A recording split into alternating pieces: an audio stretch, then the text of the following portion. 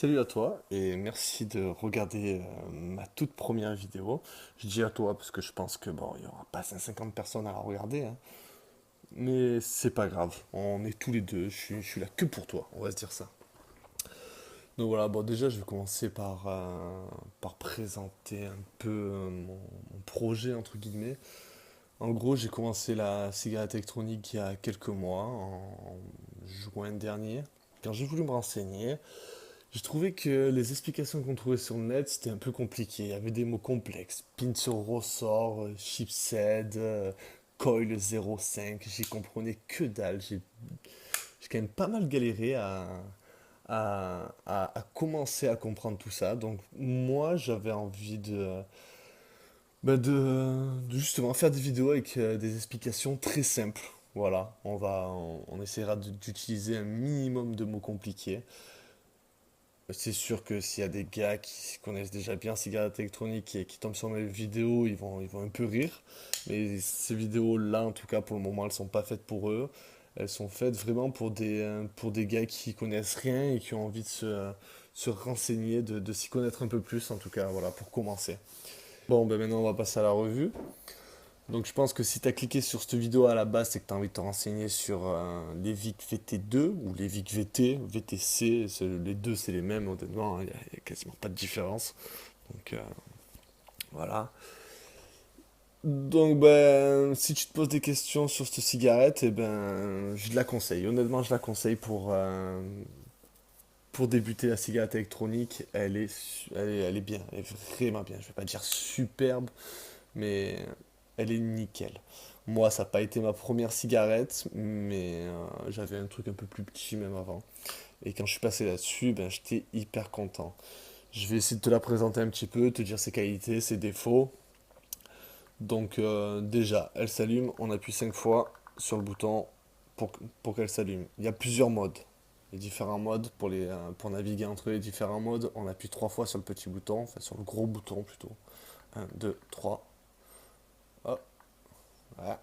Un, 2, 3. Voilà. Et normalement, ça clignote. Voilà. Tu appuies sur le bouton plus. En gros, là, c'est le bouton moins et le bouton plus. Tu appuies sur le bouton plus. Ça te fait naviguer entre les différents modes. Ok. Donc, en gros, si tu commences la cigarette, te prends pas la tête. Avec le contrôle de température qu'il y a là, le code maintenant. Moi, j'ai commencé à essayer de me renseigner dessus au début. J'ai miséré, je me prenais la tête. Ça sert à rien. Voilà. Si tu commences, ça sert à rien. Ce qui t'intéresse, c'est le mode power.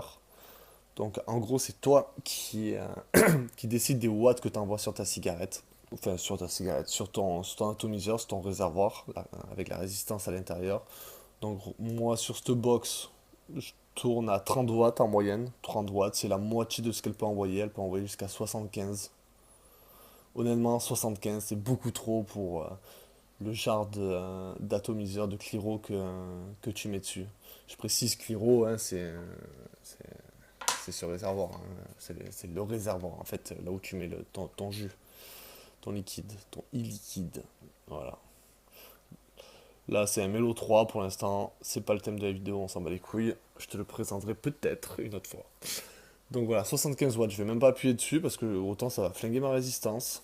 Je pense que c'est beaucoup. Donc voilà, en moyenne, je tourne à 30 watts. Ça après, si tu te prends cette cigarette, tu verras pour toi-même, hein. Tu commences à 15 watts, on va dire, parce qu'en dessous ça sert vraiment à rien. Tu tires dessus, t'essayes, et si c'est pas assez fort, tu montes petit à petit, et tu trouveras ton propre réglage de vape.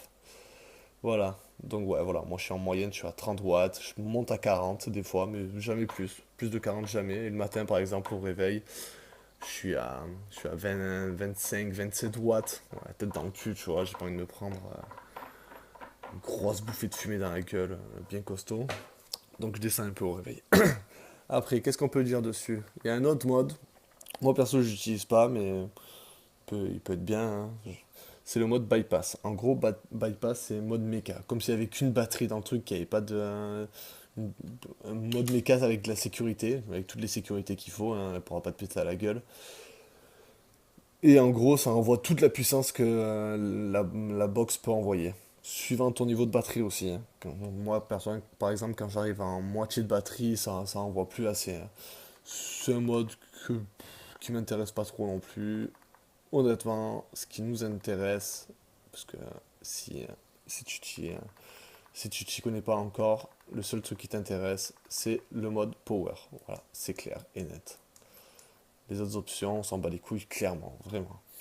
Après, qu'est-ce que je peux dire? Les boutons de la box, honnêtement, ils sont de bonne qualité, hein. Moi, comme je t'ai dit, je l'ai acheté en... Je sais pas si je te l'ai dit d'ailleurs, en fait.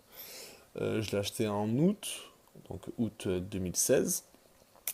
Et c'est nickel, hein. Je l'utilise tous les jours, je l'utilise au travail, j'utilise en soirée. Honnêtement, elle a vraiment bien tenu le coup, donc ça fait plaisir, surtout pour son prix, quoi. Je crois que c'est 50 euros par là, 55 euros. Donc, et en plus, le clic, tu vois, du bouton Fire, le bouton Fire, comme ça tu le sauras, c'est le bouton pour faire feu, en gros, c'est pour, voilà, pour envoyer la sauce sur la résistance. Donc, il est assez agréable ce bouton, vraiment, il est cool, il est cool. Après, là, on a un chargeur, enfin voilà, une entrée USB, micro USB, pour charger ta batterie. Tout le monde le déconseille, même moi je l'utilise pas. Le mieux c'est de d'avoir un chargeur d'accu. Je trouve ça facilement sur internet.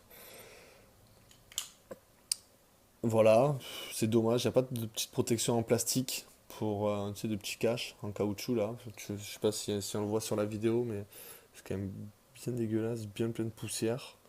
Bon, à la limite, moi je m'en tamponne, hein, je l'utilise pas, donc même si ça marche plus, c'est pas grave. Quoi d'autre? Le capot à l'arrière, honnêtement, il tient nickel. Il tient nickel ce capot, hein.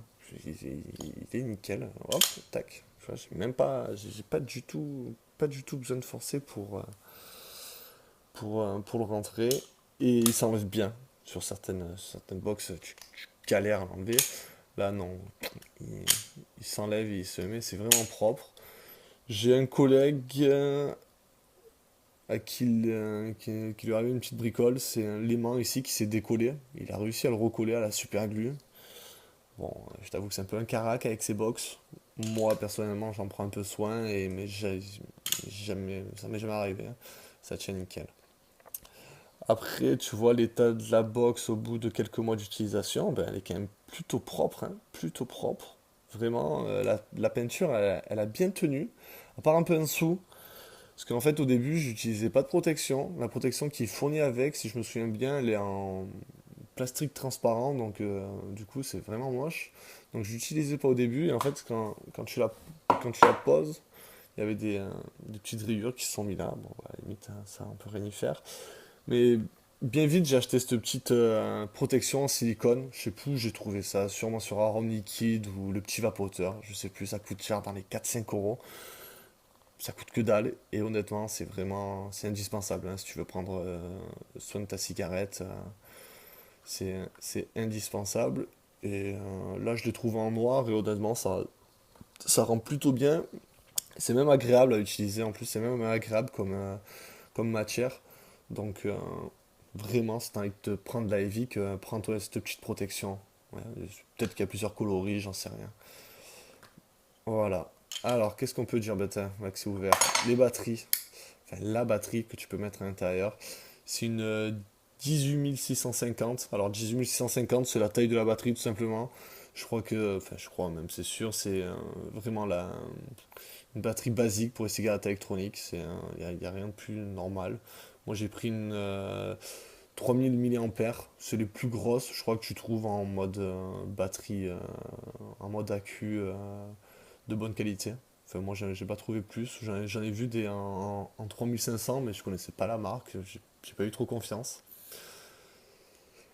Là, je vois qu'à l'arrière, ça me fait penser, il y a bien le plus et le moins pour pas te tromper. Plus, moins. De toute façon, t'inquiète pas, tu le mets à l'envers, ça marche pas, mais ta box, elle est sécurisée, tu vas pas la flinguer, il y a aucun souci, tu vois, ça marche nickel. Ça, voilà, là où tu viens visser ton atomiseur, ton réservoir, je sais pas encore comment t'appelles ça. Mais c'est, voilà, ton Cliro, tout ce que tu veux. Voilà. Là, hop, t'as un pas de vis, tu le visses là-dedans. Ok, donc c'est en 510. 510, bah, c'est en gros c'est le diamètre du pas de vis. Donc c'est le standard, hein, tous les trucs comme ça que tu vas acheter, ils sont en 510. J'en ai pas vu, je crois qu'il était pas en 510. Et c'est monté sur ressort, comme ils disent. Monté sur ressort, c'est-à-dire que ici, tu vois, la petite connectique qui est à l'intérieur, bah, elle est tout simplement sur ressort. Ça veut dire que n'importe quel réservoir que tu achètes, ou quasiment, à part si vraiment il a un pas de vis de mètre de long, hein, ça rentrera pas jusqu'au fond, mais t'inquiète, tout ce que tu achèteras, ça pourra rentrer jusqu'au fond. Et genre, ça sera pas en mode comme ça, tu vois, où il y aura un petit espace. Il va rentrer jusqu'au bout, sûr. Voilà, et comme ça te fait une box bien propre. J'espère que j'ai pu t'aider. Si tu as des questions, ben, n'hésite pas à me laisser un petit commentaire. Honnêtement, je pense pas que c'est les commentaires qu'il y aura sur cette vidéo qui vont prendre beaucoup de temps, donc c'est sûr que je pourrai te répondre. Et si je peux encore t'aider, ça sera avec plaisir.